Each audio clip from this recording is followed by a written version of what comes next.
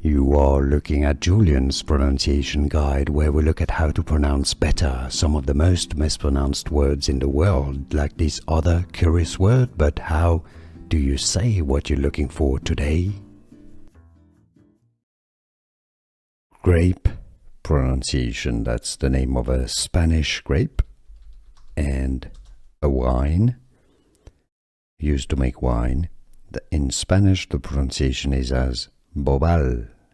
Yes, the stress is on the second syllable, so I heard a lot of English speakers say it as Bobal or Bobal.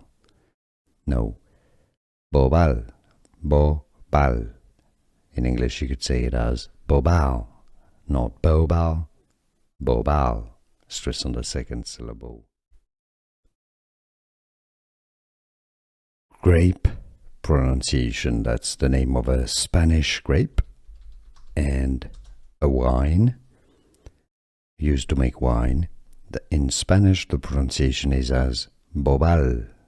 Yes, the stress is on the second syllable, so I heard a lot of English speakers say it as Bobal or Bobal.